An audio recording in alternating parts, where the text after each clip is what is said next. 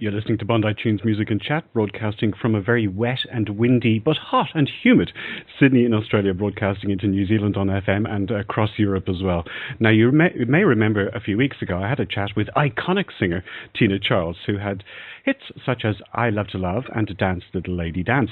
I now have my mate, Tina Charles, back on the line. Hi, Tina. Do you mind me calling you my mate?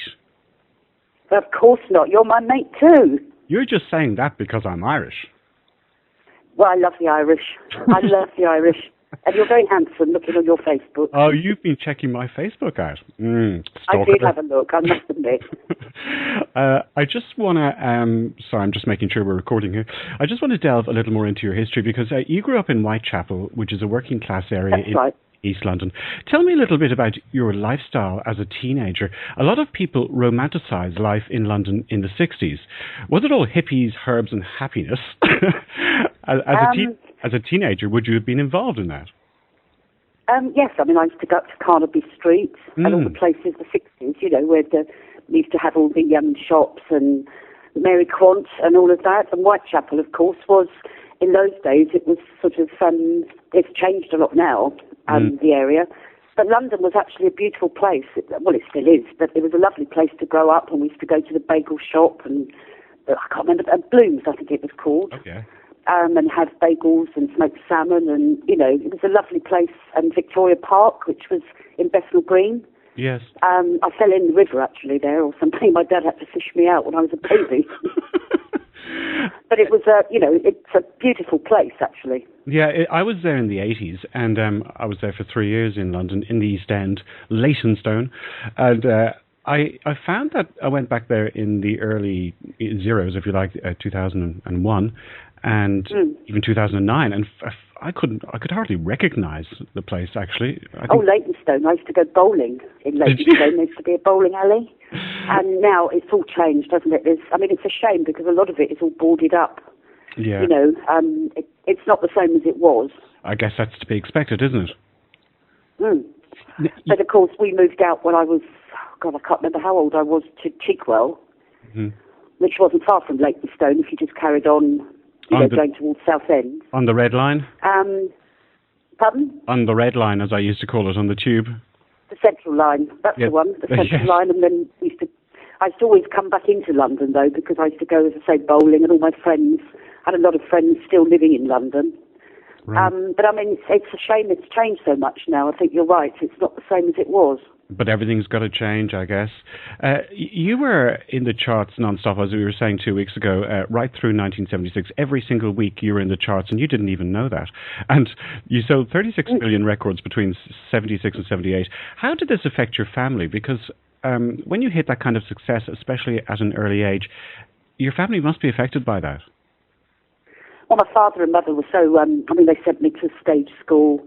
They were so much behind me, and my father used to sit outside the Empire Leicester Square at 1 o'clock in the morning, waiting for me to come out, and then he'd go to work in the morning. Oh my God. So they were so proud of me. They used to clean the television screen when I was on top of the pops. They used to get the polish out. Really? And they were they were absolutely so proud. I suppose that's a very, very important thing when you're starting out in a career, to have supportive parents. Oh, God, yes, because, some people say, oh, you'll never earn money doing that, and that's a waste of time. And, I know people that have been singers that their parents have said, well, you need to get a proper job. What did your parents do? What did your parents do? My father was a dye maker and also did a bit of part-time acting in London. Mm-hmm. And my mother used to work in the clinic in Kingsland Road, which was in Hackney. Right. She used to give out all the baby food to all the mothers and everything free. And she worked there for years and years until she retired, I think, at 60. You recovered from meningitis as a newborn. Do you remember much of that? Strangely enough, I do remember being in isolation and having my rabbit taken away when I left the hospital. Because I wanted to take it with me, and they said, no, you can't, because obviously people used to actually see me through a glass. Yeah. Because I don't know if it's contagious or something, but my parents were told I had 24 hours to live. Oh, my God. And I was 3, and I came through it without any deafness or because most people with meningitis had some deafness or blindness or something left. But I was fine. I kind of got through it, so I must be a strong old thing. You must be. And now, I've got a bone to pick with you, Tina. You were supposed to come to Australia, I think in 1977. What stopped you doing that? I think it was my son, because I went to Singapore, and I think I did a tour in Singapore, and they wanted me to go to Australia, but I really wanted to come back because Max was only about 2.5. Right.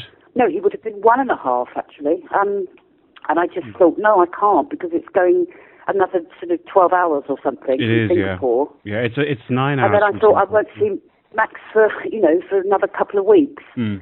But I've got somebody working on my behalf at the moment in Melbourne, isn't it? Oh, yes, Melbourne, yeah.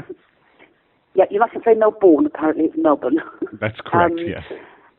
And I met him in Amsterdam a couple of months ago, and he said, hey, I'm going to get you released over here, and I'm going to do this, and, he's sort of on the case at the moment. Well, that's fantastic. I just want to ask you about Max, because he was actually born on the 11th of June, which is the same day that my mother was born. He was born in 1977. Does he? I heard an interview recently. Bob Geldof was interviewed, and you know how outspoken Bob Geldof is. He was asked if his daughter. He was asked if his daughter liked his music, and he said, "God no, she thinks it's total crap." What did Max think of your music? Total crap, I think. He was so embarrassed. I think children are, they're very embarrassed by, when I used to drop him off at school. I can remember, because I sent him to a very nice private school, but when I bought my new Porsche, he was like, Mum, I'm going to duck down. I don't want people to see me. It was very, almost like an embarrassment. And I suppose he got sang I Love to Love at him at school all the time. And I suppose he thought, now he's not really that interested at all. It seems so unfair. You gave birth to that boy. I know, but that's what happens, isn't it? Yes, it is. I was just looking at some of your videos on YouTube. I'm not sure if you do that or not. There's lots and lots of comments, obviously. And one person said something that I thought was really interesting. They said, you would watch Tina and listen to her, and she would reach such a high note and then go even higher. They couldn't believe that your voice could go so high. When did you actually start trying to sing? At what age were you when you started to? Oh, God, I was probably about 9, 8, because I started actually doing demos at 13. Right. So and that's when my mum and dad realised I had a talent, because I think I used to have the usual toothbrush or hairbrush in front of the mirror, pretending to be a microphone, and they just thought she can sing. You and a million other kids with the hairbrush in front of the mirror in the bathroom. So you've got an album now that is out. Listen to the Music, with 2 bonus tracks. Feels Like Sunday. I've seen that you have a song called Your Love Is My Light. Is that part of that album? No, it's not. That's something I've just done recently, which is out on, I think, iTunes and everything. And I think I'm going to be doing a new album very soon this year, another album. So of all original songs. And I'm going to ask you a tough one now, Tina. Who is your favourite singer of all time? I think Laura Branigan. Oh, that's interesting. Because when you hear, I think she's got a similar voice to me. Well, she's a bit deeper, but when she goes up in Gloria, it's another one that she goes up and up and up. Yes, it's like, when is it going to stop? In a nice way, I mean. Yes, I love her music. I love her voice. And of course, Diana Ross. I grew up with Diana Ross, so I'll always love Diana Ross. Yeah, well, look, it's great to talk to you. Tina Charles, my mate Tina Charles. Thanks. Yes, my mate Henry Donovan. Donovan, sorry. Mustn't forget the O. When you get into your next album, we'll have a chat again, and we'll discuss more of about your new album. But thanks. That'd be lovely, and I'll keep up. We'll keep in touch on Facebook. For sure. Okay. Thanks, Tina. That's all right, Henry. Have a lovely day, and I'll speak to you very soon. Okay. Cheers. Thanks very much. Bye. Okay then. Bye. It's always great talking to Tina Charles, and in case you didn't notice, it's official. She's my mate. Now, here is the great, great Tina Charles and her latest song, Your Love Is My Light.